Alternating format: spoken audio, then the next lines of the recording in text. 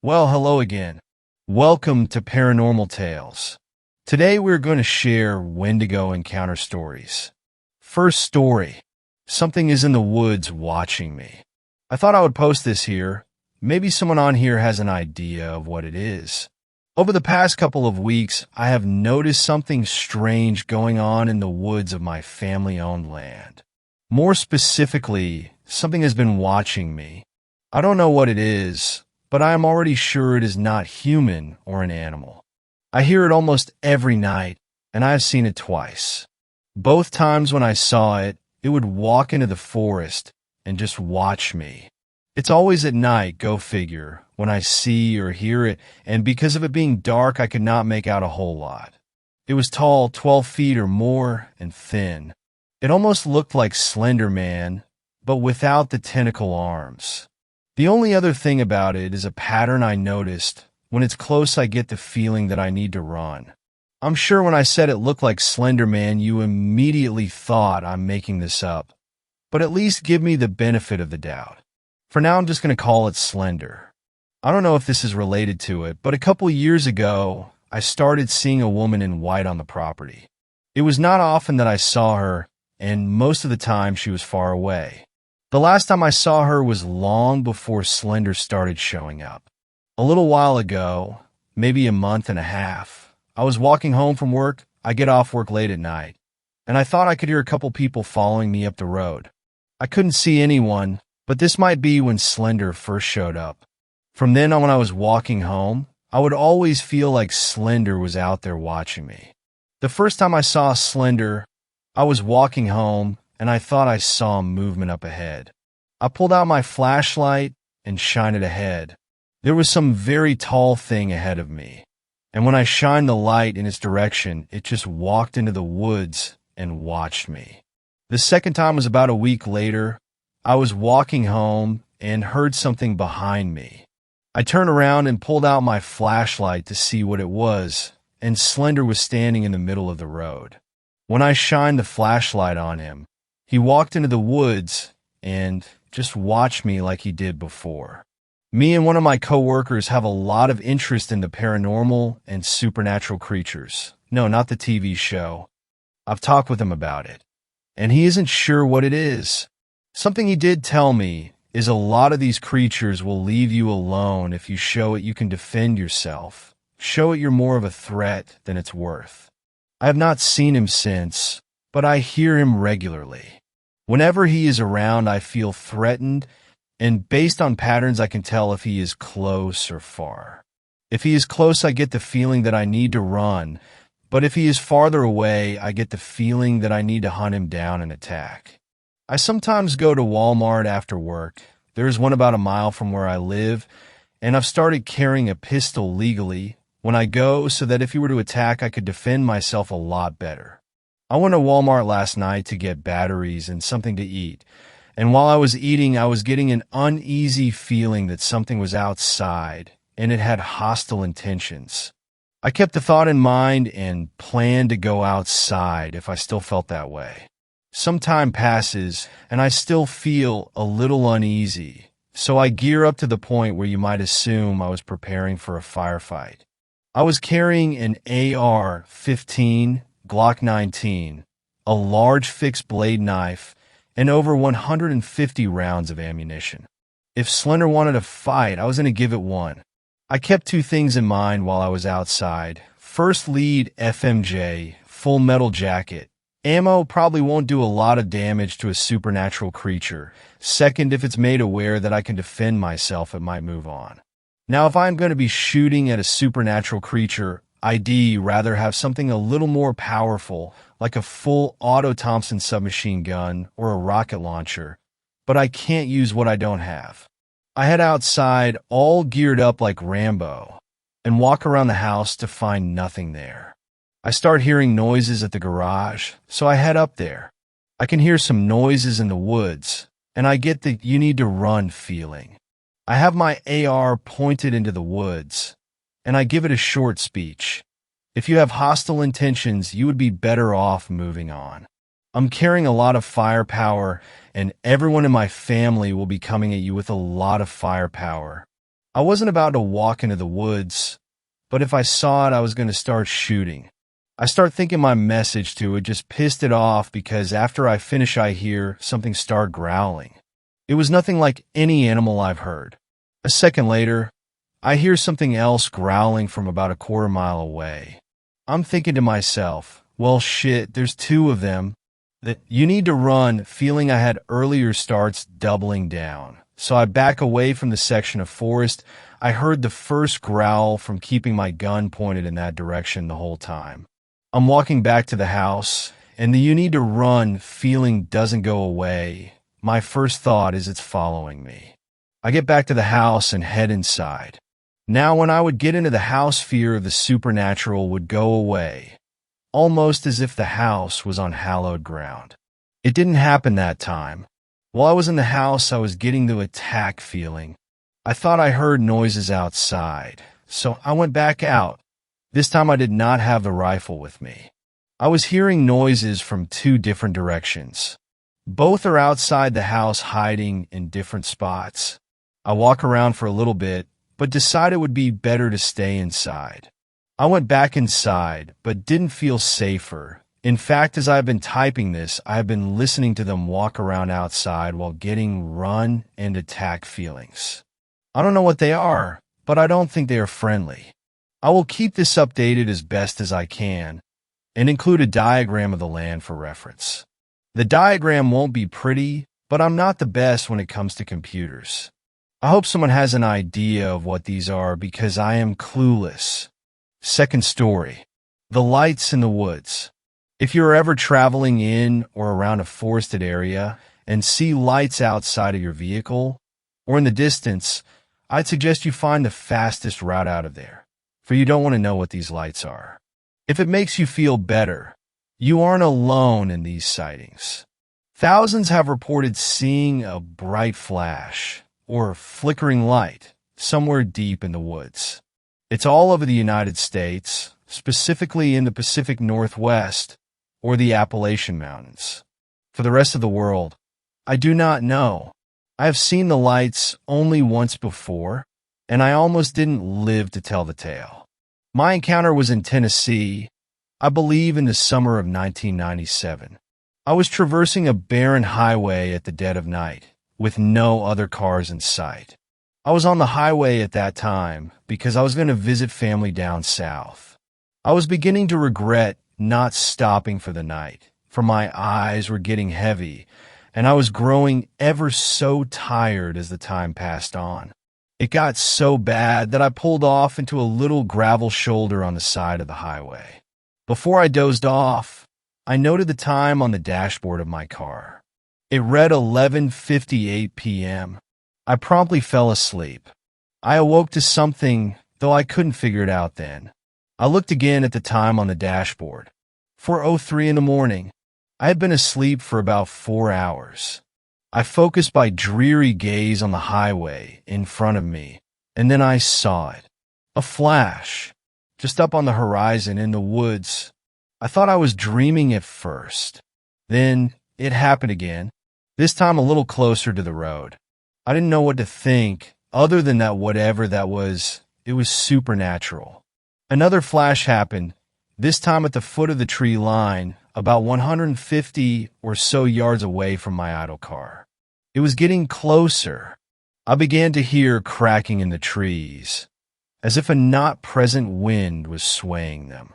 I was scared to the point where I wanted to hide in my car and pray to the Lord that whatever it was would leave me be. Another flash, this time engulfing the road ahead of me, and with that I lost it. I jammed my keys into the ignition, and my car roared to life. I put the gear in the reverse and floored it. I whipped around in my car and put the gear back into drive. I looked in the rear view mirror just as the next flash occurred. I swear, there was some ungodly thing running toward my car, illuminated by the paranormal light. I screamed and gunned it down the highway. The engine under the hood squealed as I stomped the gas pedal into the floor. That thing was gaining on my car at speeds too great to be possible for any humanoid. I was still a good 300 feet ahead of it, and I was by now topping 90 miles an hour. In hindsight, the thing was probably running at around 105 miles per hour. I focused on the rear view mirror, and I got a better look at the beast. It was tall, maybe around 14 feet tall. Its skin was a mesh of bone, rotting flesh, and who knows what else. Its hands, or rather claws, had daggers hanging off its fingers, sharp enough to cut metal in half no problem. Its face was the most terrifying aspect of it. Its jaw was unhinged, almost like a snake. Its teeth were bent and crooked, stained with mud and bits of various material. And its eyes, they were massive. They glowed a crimson red and seemed to penetrate your very soul. I about threw up at the sight of the beast. At just how impossible this thing was, I was beginning to realize I will die in these hills. I glanced at the speedometer, and seeing the needle to be hovering over the 110 miles per hour mark. Another flash, and I saw the thing too close for comfort behind me. I was about 50 feet ahead of it, but that gap was closing fast. I flew over a hill, and I saw a light in the distance. I suddenly knew where I was. I was nearing the end of the woods and approaching the nearby town next to it. I thanked God I had a shot at survival and began blaring my horn, trying to alert anyone who would be up at this hour. I heard a roar, and my car lurched forwards. The thing was right behind my car and was trying to topple it. My car was reaching 120 miles per hour, which was the most it could offer. The lights were growing bigger in the distance, and I guessed it was about 100 yards more before I would be out of those woods. The creature again lifted the rear end of my car, and I was lifted into the air. It had caught me, and I was so close to freedom. I dove over the center console and opened the glove compartment. I pulled out the pistol that was inside and loaded a magazine into the gun. I bought it for safety reasons, and this was the perfect time to utilize it. I chambered around and stuck my arm out the window of my car. I realized I was face to face with the thing, and I aimed the gun at its eyes. I squeezed the trigger, and the thing roared in obvious pain. I shot it at least 5 times, and even after it dropped me onto the pavement below, I fired at it until the gun was empty of bullets. It darted back into the woods. I turned and sprinted the remainder of the way into town. The police had heeded the gunshots and found me wandering the streets, covered in the thing's blood. I was taken into the police department and told them my story. Nobody believed me. Until the next day, I led them back to the side of my car, or what was left of it. Nobody could explain the wreckage. They couldn't explain the blood trailing off into the woods. And they couldn't explain the claw marks and handprints too large for a human's on the back of my car. I believe the thing came from the flashes in the woods. And if you ever see one, turn around and floor it back out of the woods before you end up like me. Third story. The Wendigo. You and a group of 4 of your friends are huddled around a tiny campfire, the bitter cold cutting through you like a knife. You can see your breath every time you exhale, and the cold air hurts your lungs each time you draw in a breath. Watching the fire dance, you can't help but remember the park ranger's last words to you, telling you that not to go up the mountain today, a storm was rolling in, but that if you did to be back before nightfall, or you'll be stuck up there until spring. You laughed it off and headed up the mountain, but thanks to the expert navigators, directions you and your group get off the beaten path and quickly become lost. Nightfall came just as quickly as the snow did, and everyone deciding to wait out the storm. Your group picks out a spot and start building a fire, hoping that help will come quickly. You realize the meager rations you brought for a weekend hiking trip will only last you until the end of the week if you are careful. The snow flurries in, the wind ripping through your coat.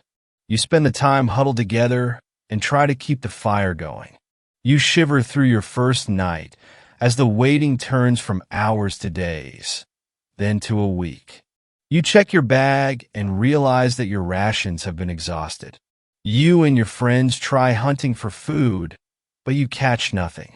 You're not exactly the hunting type. After all, you're from the suburbs. The most hunting you've done is sneak killing zombies on Xbox. Besides, your small pocket knives and hatchet can't take out big game, and you don't know how to set traps for small game. Your body is screaming for nutrients. Your group hasn't eaten in days, maybe weeks. You're not sure. The days have been blending together. The bitter cold continues to cut through you. You haven't felt warm in weeks. Your clothes have begun to hang off your emaciated frame, allowing the wind to wrap around your skin. Then suddenly, one of your friends stumbles and falls to the ground. You quickly rush over to see what's the matter. You shake him, check his pulse, and try CPR, but to no avail. Your friend has succumbed to hunger and the elements. You suggest that we give him a proper burial, but one in your party has a different idea. A taboo and macabre idea. An idea so dark that it takes you a moment to realize what he suggested. That you eat him. You put up a fight. People don't eat people. What will we tell the authorities? His family? But the growling of your stomach says otherwise. You protest again, but one of your friends has already gone off to find firewood. You watch as another begins undressing him and using a hatchet to cleave off his limbs. You're handed a cup of thick, red liquid. Steam flow upward as the hot blood contacts the cold air. The fire roars, and your dead friend's leg is now roasting. The smell is something familiar like sizzling pork. The next thing you know, you're looking down at a steaming piece of cooked meat. You stare at the hunk of meat, disgusted at the thought of eating it. You went to school with him. His kids are friends with yours. Before you can think about what you're doing, your body takes control, and you feel your teeth have sunk into flesh. The warmth of the meat radiates throughout your body. Your stomach screams for more. You take a drink of the blood. So warm, slightly metallic, but satisfying.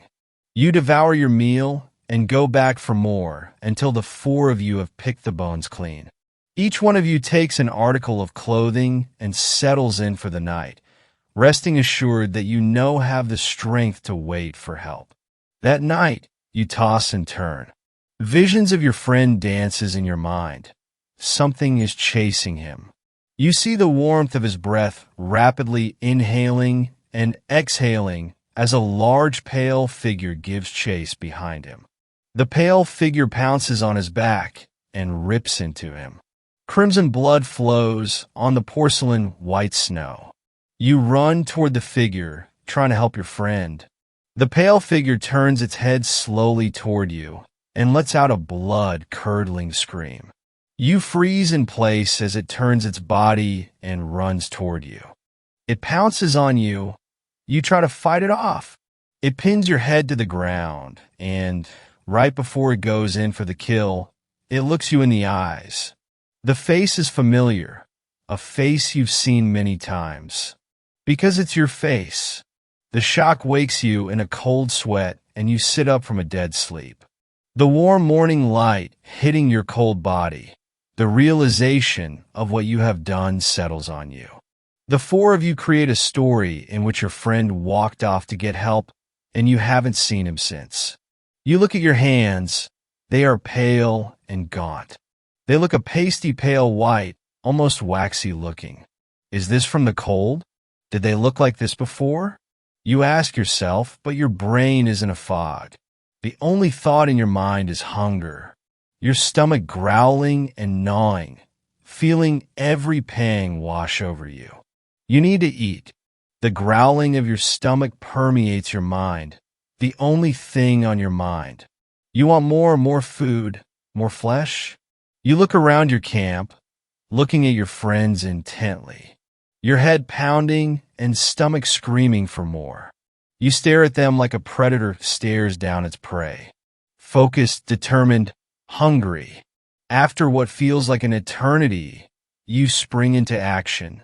You grab a hatchet, lifting it over your head, and dropping it into the skull of your nearest friend. Blood spurts around you, and the sound, wet bones snapping, echoes in the air. You remove the axe and plunge a pale hand deep into the cavity, pulling out bits of brain.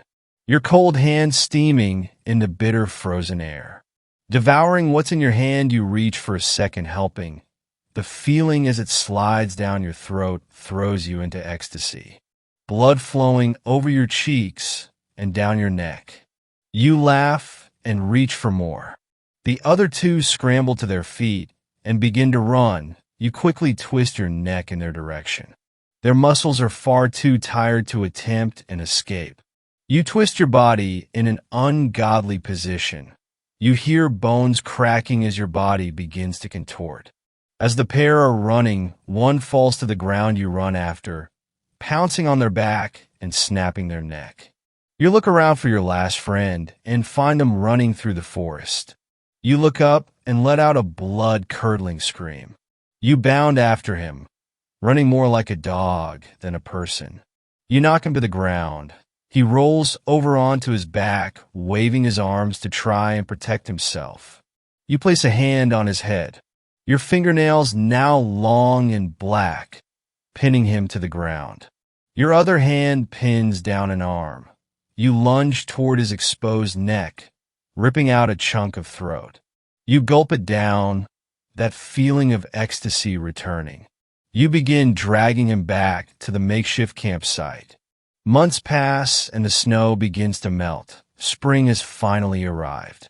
Ripping a chunk of meat from a deer carcass, your head snaps from side to side. You hear the familiar sounds of human voices. You slink out of your cave and take refuge in a large bush just off the hiking path. A couple have made their way up the mountain and stumbled upon your campsite. One of them notices something moving in the bushes. A woman nudges her husband. "Look, honey, a deer. I think it's a buck," as she points at the antlers. The woman brings her phone up to take a picture on her phone. She's about to take the picture when she notices a pair of red eyes peer back at her. The husband grabs her shoulder to try and pull her back, but it's too late. You lunge at them, your deerskin cloak flapping in the wind. You knock the man to the ground, pinning his arms and legs. Your stomach growling and your head pounding, blood boiling. You rip a chuck out of his chest, the blood flowing out and mixing with the dirt on the ground. The wife tries to run, but you grab her by the hair and smash her face into a nearby tree. You collect your bounty. A trail of blood follows you as you take your bounty back to your dark, musty cave. Fourth story. Something lives in the woods in Washington State. Pictures included. I've been going to college here in Washington State for 2 full semesters before I finally decided to join a fraternity.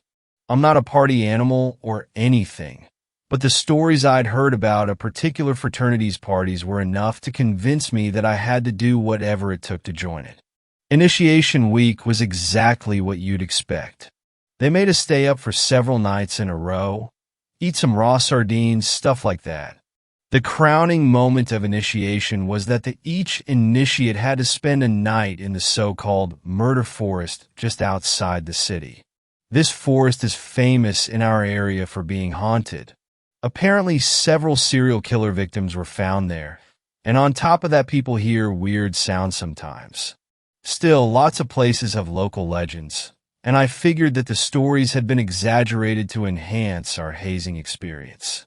So the 6 other initiates and I hopped into vans and were driven to the edge of the forest. One of the older members told us that we should walk for about an hour along a path, and that we'd find a campsite where we could spend the night. Each of us was carrying a backpack with a sleeping bag and tarp to lay on. I had been walking with the other guys in the group for 45 minutes. An idea crossed my mind. The rules we'd been given said we had to spend the night in the forest, not that we had to spend it in a particular area. They wanted us at that campsite so they could come in during the night and mess with us. I had no doubt. So I decided to set off into the woods by myself to avoid the hassle that sleeping in the designated campsite would bring. I congratulated myself on my smarts, thinking I had avoided any trouble. I was wrong. I walked for another 15 minutes or so by myself, lighting my way with a flashlight that I found a nice secluded spot with a clearing. I looked around and saw it was completely empty, so I set up my tarp and laid out my sleeping bag. The forest was alive with the sounds of crickets, birds, and wind.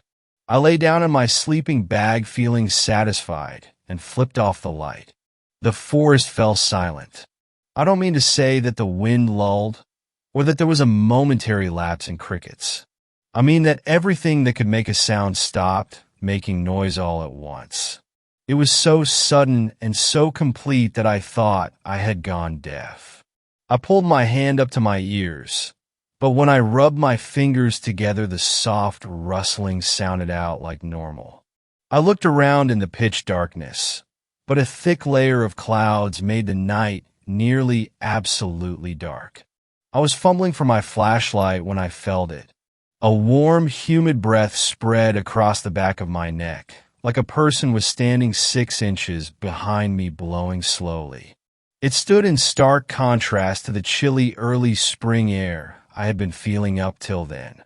My hand found the flashlight, and I spun it around, illuminating the clearing behind me, revealing nothing but grass and trees.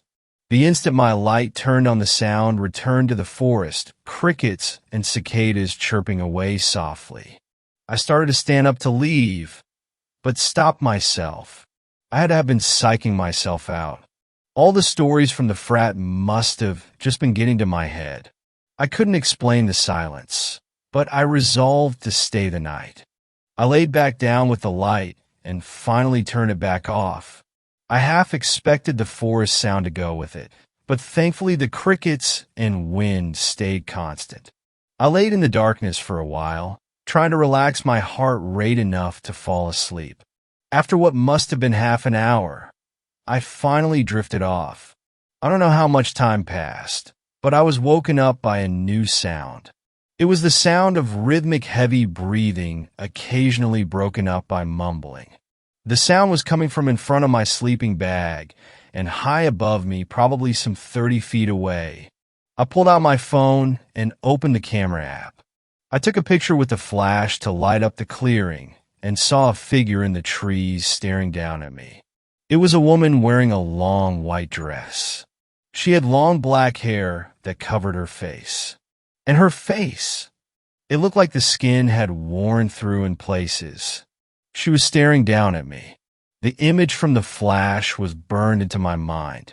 I kicked out of my sleeping bag and started running away through the forest in my bare feet.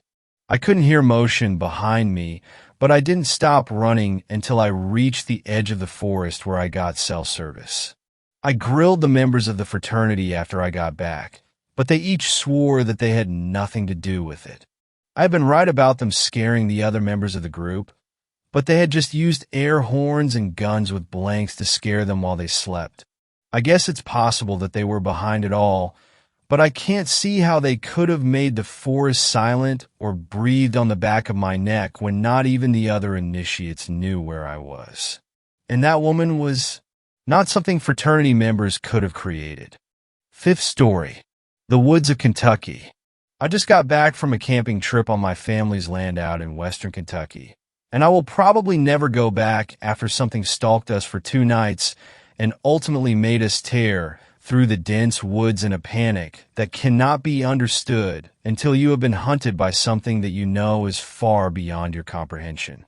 Something that ancient medicine men and old wives whisper about, throwing glances over aged shoulders to peer into the darkness while leaning forward into the protection of the light of the fire. There were 6 of us out this weekend. Myself and my wife, our super tactical friend Matt, our heavyweight tank of other man friend Sam, my not really a fan of the outdoors friend Jeremy, and his outdoor-loving girlfriend Chelsea. For some background, Matt and I are gun nuts, so we were both carrying pistols, even though there isn't really anything in the woods of Kentucky that we need them for. I also had my AR-15, and Matt brought his 10-22. We arrived at the property at 8 p.m., just as it became pitch black, so we had to make camp in the dark. Not a big deal, just throw on a headlamp and get to setting up camp, starting with the fire. The campsite was a cleared-out area with some trees on the edges, then it gets into the denser woods. Since we had our hammocks, my wife and I had to set up farther away from the fire, which was in the center of the clearing. It was unnerving to see the shadows of our friends, cast by the roaring fire, dance against the trees while we set up our hammocks. We set them up quickly, but due to the general creepiness of the situation, I didn't notice my wife occasionally pausing to look back into the woods and watching for the movement that she later told me she caught out of the corner of her eye. After setting up our camp, I realized that I had left my jacket back in my car, and Matt wanted to go check out a pond nearby. So we decided we would head out together and hit both the cars and the pond. I grabbed my AR, and Matt grabbed his 10-20 seconds to go play Mall Ninja in the woods on the way. We handed Sam a radio and made sure we were on the same frequency and headed out. Started out very tactical, but after we got a good distance into the woods, the cars and pond were both in a clearing through about 300 yards of woods. We both were getting a little nervous. I don't think we realized just how dark it was out there. We stopped bounding and covering each other from imagined Chinese paratroopers and started walking together, rifles down, making as little noise as possible. At first we didn't really know why, but then we stopped and listened. Nothing, absolutely no sounds, no wind, no bugs, nothing.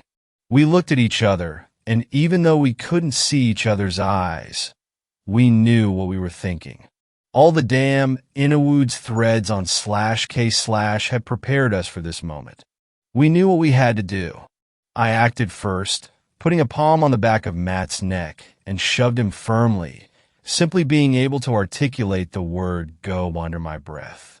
He pushed forward through the growth headlong, and I did my best to keep my hand on his back and ignore the thought in the back of my mind, slowly pushing its way forward and filling my chest with terror and rising into my throat.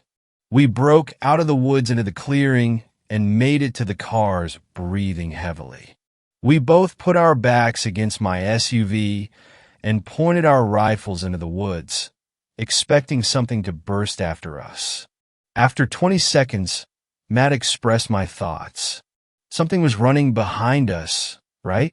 I stopped breathing when he said it because before I had attributed it to my imagination, but a third party now confirmed that something was chasing us and was now between us and the camp. I called Sam on the radio. "Sam, did anyone else leave camp to follow us?" "Nope, we are all here still." "Shit." I opened the car and reached in to grab my jacket and also got a flashlight while Matt continued staring at the woods, looking for the slightest sign of movement.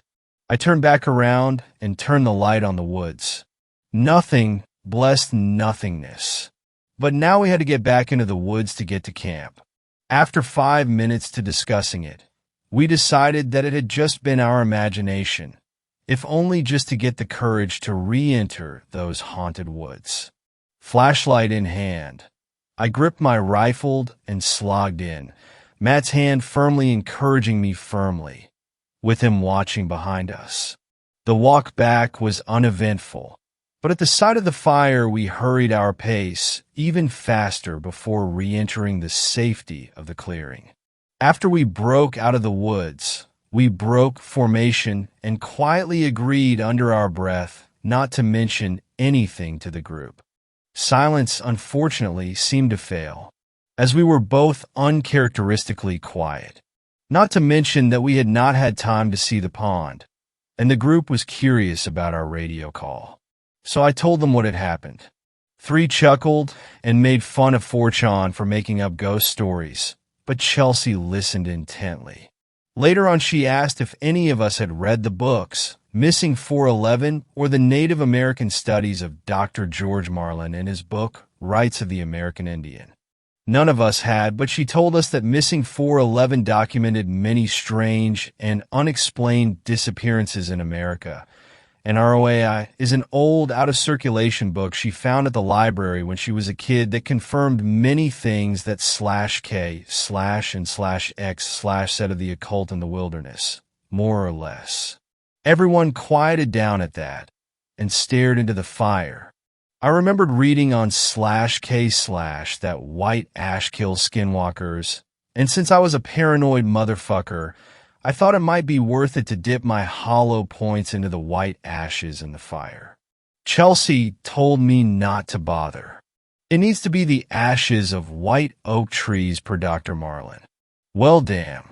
My wife spoke up after a few minutes of silence and told us about how she thought she had seen something moving in the woods when we were setting up our hammock. At this point, we were all pretty on edge. Every once in a while, we would shine lights into the forest, but never actually saw anything. Around midnight, we decided to call it a night. As I lay there in the hammock, I couldn't help but listen to the rustling around our hammock and gripping my MP tighter and wondering if that sound is really just the wind. The next day was relatively uneventful, and in the midst of the sun and clouds and changing leaves, the horror of the previous night was forgotten. We went and shot guns, chopped down a tree to make seats for the campfire, and just enjoyed the cool fall air. However, instead of shooting all the ammo I brought for the trip, I decided to keep one full mag for my AR and my M&P. Dusk fell, and we sat around the fire to cook our hot dogs. Emboldened by the sunlight and full bellies, we taunted the spreading darkness and challenged the spirit of the Wendigo, which unnerved Chelsea and made me instantly regret my decision. Matt, however, was emboldened and walked around camp with his rifle slung, talking about how he hoped to get to be the first /K/Omando to slay a skinwalker. As the sun finally set, we built up the fire, double-checked our wood supply, and settled in for what we hoped would be a relaxing evening. About an hour after the sun set, we had finished making s'mores when the echoing howls of coyotes started. We were unconcerned, since we know that it is extremely rare for coyotes to attack people. But then the cows in a field in the opposite direction started bellowing as the wind picked up a bit, blowing piles of fallen leaves across camp and bringing into our nostrils the scent of decaying lichen and a touch of rotted meat.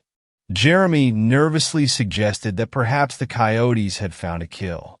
Matt, filled with newfound confidence, wanted to go looking for them. I didn't want to go. I really didn't want to go, but I am way too loyal for that shit, so I followed him into the godforsaken woods to look for the coyotes. We moved slowly and carefully in the direction that we had last heard the coyotes, a mixture of stealth to find the animals and fear of the unknown. After cruising for about 50 yards, I heard Matt stumble, swear, and fall to the ground, clattering over his plate carrier. I shined my light towards him, and as I looked at what he had stumbled on, the stench or rotting meat and like a dry sewage smell wafted into my nose so that I was doubled over, ready to puke. With hands on my knees and my rifle hanging from its one-point sling, I looked up and saw that my friend had stumbled over a huge deer carcass. He was sitting on his ass, just staring at the carcass wide-eyed. I immediately looked up and shouldered my rifle, looking for the coyotes, but they didn't seem to be around. I went over to help Matt up, but when I got over to him, he was still staring wide-eyed at the corpse. My view of the body had been from behind, so I didn't see much, just a large deer, but from this side, I could see the horror of the animal. The animal looked both decayed and mutated. The hind legs were huge and muscular, strangely elongated. The chest and body were horribly mutilated, the intestines hanging out like its stomach had been pulled out. The head was the most decayed. I could see the skull in parts, and the eyelids had been torn off. The 12-pointed antlers had moss growing all over them. But the worst part was the forelegs. They were long and slender and ended in clawed hands. I stared at the creature for a good 5 seconds before I felt the same crushing presence that I had felt the night before. And as I looked around to identify the source, I realized that the entire forest was silent. I have never felt fear like I did in that moment, and thankfully, fight or flight screamed at me to fly. I grabbed Matt by the back of his plate carrier and pulled him to his feet and pushed him back towards camp, screaming at him to run. I looked back then, scanning around with my light when it settled on the corpse. It was moving. I reacted purely out of fear, firing several rounds from my AR that I couldn't hear anything after that due to the deafening thunder from the rifle. I dropped my flashlight in the chaos, but the light from my muzzle showed me all I needed to see to grab my friends back at camp and rush them back to the cars. The first I remember, imprinted like a photograph in the corpse laying on its stomach, unlike on its side when we had found it. The second is the body resting on its forearms, the head rolling limply from the shoulders. And finally, the creature standing on its hind legs, using its clawed hands to stuff its innards back into its belly. The horrible eyes staring at me with a supernatural fire, burning. I was in tears from fear when we made it to the camp. I have no idea if any of my rounds connected. I don't know what I said or what was said by the rest of my friends when we made it into camp, but I got them out of camp and into the cars. We just drove and drove until we got to a nearby gas station, which was still open. I grabbed a Monster and drank it and tried to process what I had seen. There is only one thing it could have been. A true Wendigo.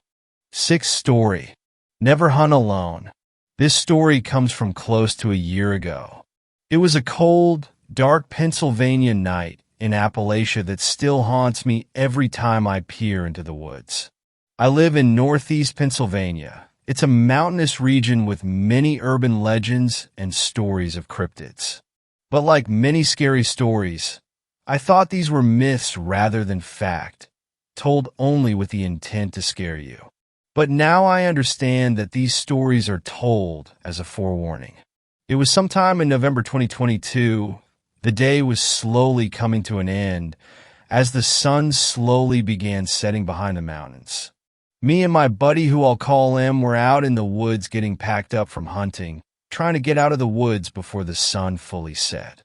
We were walking and talking, bullshitting the whole time, keeping an eye out for any buck we might be able to score before nightfall. When all of a sudden a doe runs out onto the trail, my buddy, thinking he's funny, charges towards the deer. But it doesn't run, it just turned its head and looked at us. Something was off about this doe, though. It had human-like eyes that peered right through me. We screamed and kicked, trying to startle it, and after a couple seconds, it finally walked off into the woods. We started walking again, brushing off the encounter as just a deer with brain damage. We were walking for quite a while, and the trail seemed longer walking out than in. It was almost like the trail had changed. Growing more and more impatient, me and P start walking quicker, trying to get back to the truck, when we stopped dead cold in our tracks. Out of nowhere, we heard what sounded to be a mountain lion scream, again and again, getting slightly closer each time. The silence in between each scream was louder than the scream itself. The crickets and wind has seeming vanished. But we had no reason to be scared, right? We had firearms. We would just shoot it. So with uneasy feelings, we start walking, trying to make the least amount of noise as possible, until we heard it again right next to us, but nowhere in sight. So we start booking it. I don't look back as the truck is in sight. I get to the truck, but P has the keys, so I turn around expecting him to be right behind me, but he was nowhere to be seen, except the same ominous deer we had seen minutes prior. My heart dropped as I was alone now, and this deer, this thing was just staring at me with that same empty human-like gaze. But thank God P had just ran off the trail and took the longer way back.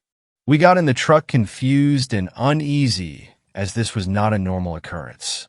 When I told the story to a friend, he informed me of skinwalkers and the Wendigo. To this day, I still believe we had encountered a skinwalker. Seventh story. Mimicry in the woods. They say that imitation is the sincerest form of flattery. I sure as hell hope that isn't true with what I saw last year. I don't know what it was, and I don't want to find out, but I don't think I'll ever be able to forget it. Before I get ahead of myself, I should probably fill you in on what's going on. Above all things, make sure to read my warning at the end. It could save your life if you aren't careful. My family and I are hunters, always have been. It wasn't forced on us as children, just something that the family was always interested in. My dad got me hunting when I was around 14 years old, and I've tried to go several times a year since I started going. We aren't your stereotypical, let's go kill us some animals and be manly hunters, but more the type of hunters that do it to be outdoors almost as much as it is about getting an animal. We butcher it all ourselves too, always using as much as possible out of the animal. My father had been looking for years to get some hunting land to call his own. Hell, he'd even started looking for land to buy before I could even hunt.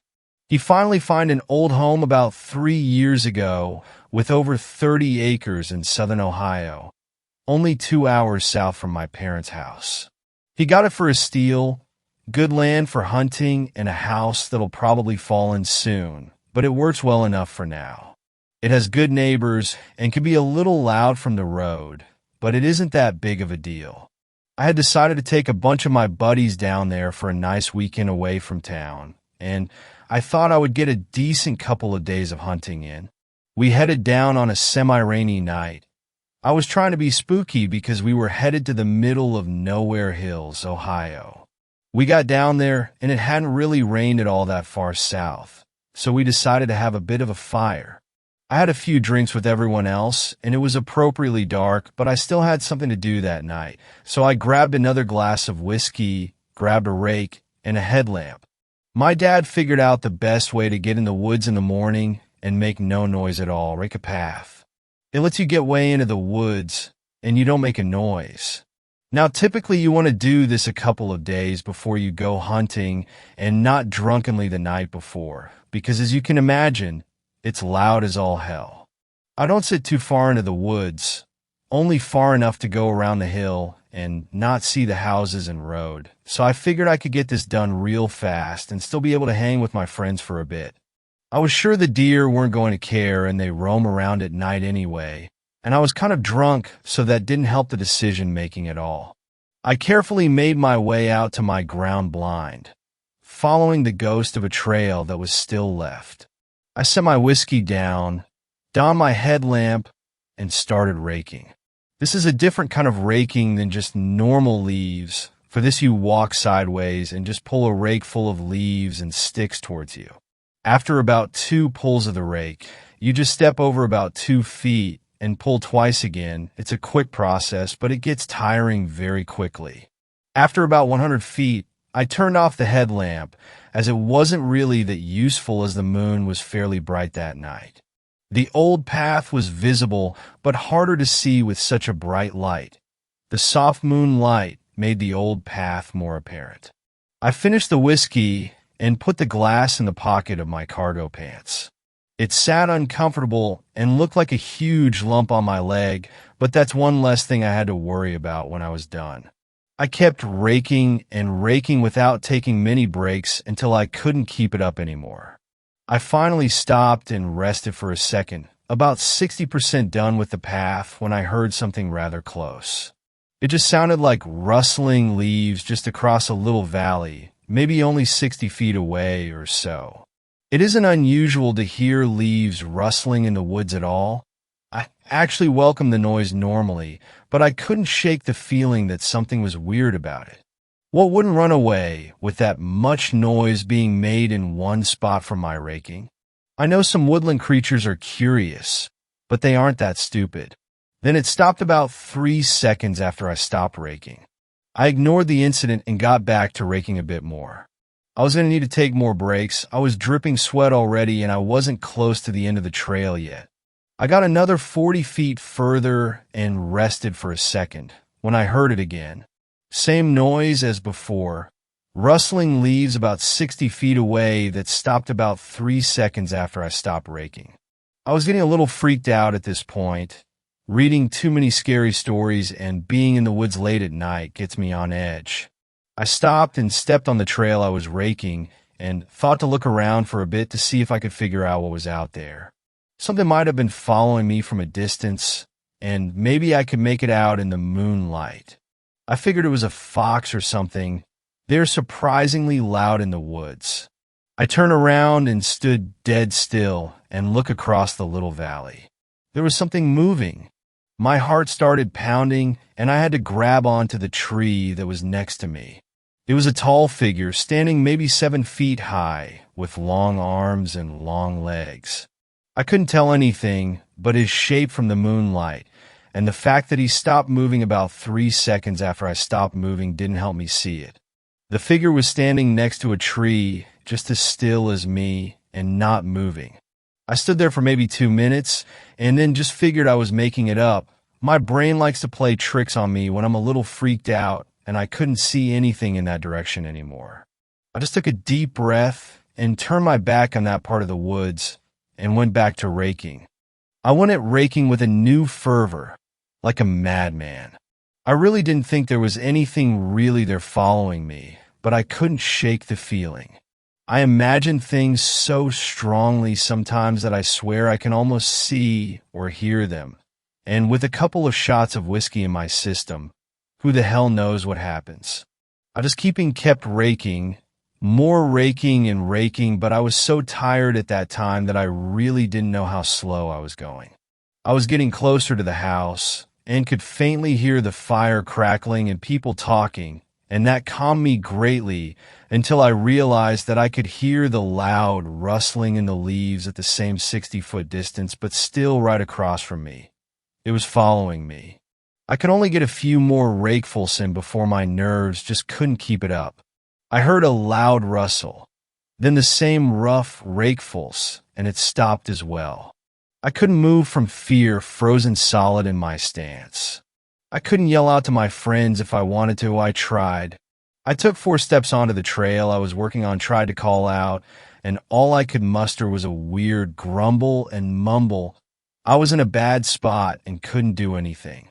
Then I heard 4 distinct footsteps and some grumbles in the same direction.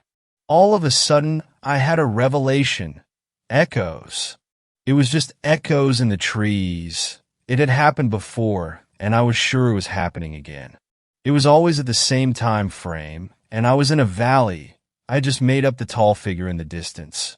My mind had just put the fictitious figure in the area where the echo had been coming from in my perspective. I sighed in a huge breath of relief and tried to calm down. I had been so worked up over nothing, just a noise in the woods from echoes. I decided to really calm myself down by proving it was echoes. All I had to do was toss a rock down to the bottom of the valley and count the bounces. Easy enough. There will be the same number of bounces after a couple of seconds, and then I could finally finish this path and get to relaxing. There aren't many rocks in this part of Ohio, but there was a couple around me, so they would suffice. I tossed it and counted 3 major bounces before it rolled to a stop. I stood there and waited until I finally heard a rock bouncing on leaves. I counted 4 bounces and no rolling. My blood froze. I tossed another one that I had in my hand to verify it, and this time my rock bounced 5 times, but the echo only produced a rolling noise and then a hit off a tree. I had no idea what to do as I stood rooted there in the ground. For some idiotic reason, I fished around in my pocket, pulled out the headlamp. It was already on somehow. I must have flipped it on somehow when fishing it out of my pocket.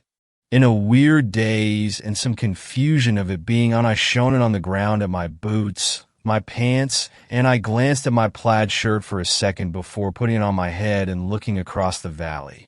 What I saw that night will chill me every time I step in those woods again. It was tall, not as tall as I thought it was last time, maybe only a couple of inches taller than myself. This thing was eerily familiar.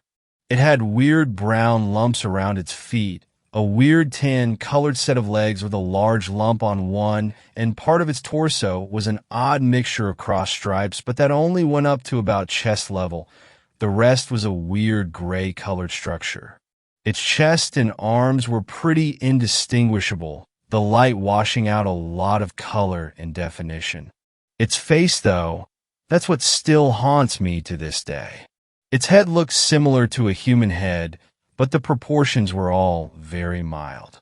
It has lumps where ears should be, a nose-looking lump, and depressions where the eyes should be, as well as a depression for the mouth. There were no holes in its head at all, though. It was also holding something with its long, lanky fingers. It looked like a long stick with tons of little branches at the end. Behind the tall creature was a rough trail of dirt and leaves where it looked like it had been trying to rake a path. I turned my head and looked back at the hideous gray figure that had tried to actually mimic me in every way, and about 3 seconds after I did, it turned its mostly featureless head directly at me.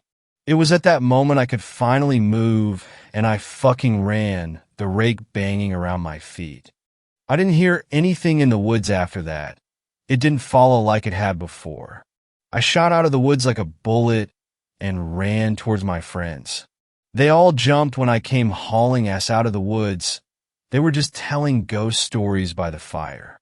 They immediately knew something was wrong and started asking, but I couldn't tell them.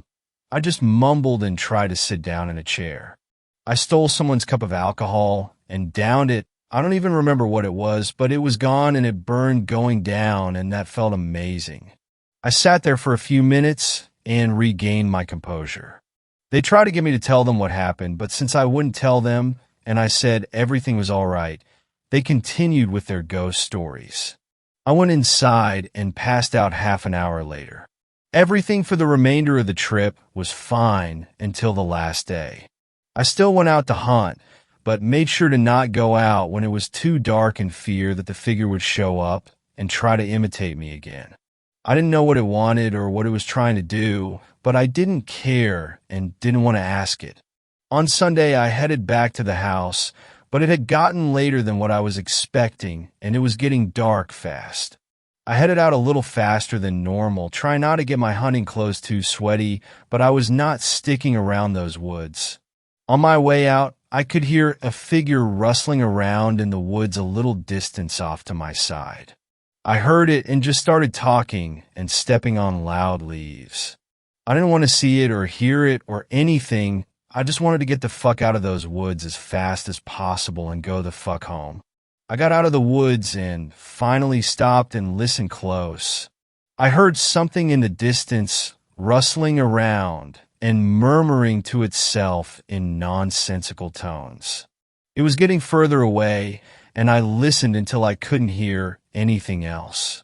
I still go hunting there and haven't heard much since, but I will never forget what I heard or saw. I kept an eye out on local news for that area and wooded mountainous areas, and not a lot happened in the ways of mysterious sounds or figures until last week. Plenty of people go missing in the woods each year and are never heard from or seen again, but this news story last week really caught my eye. A girl was walking with some friends near dusk, and they kept hearing noises in the distance, but eventually they didn't hear it anymore until a blood-curdling scream came from over the hill, and then an odd-toned scream as well, just after that. They all ran out of the woods as fast as they could and called the police. Another person from that area went missing that night and hasn't been seen since.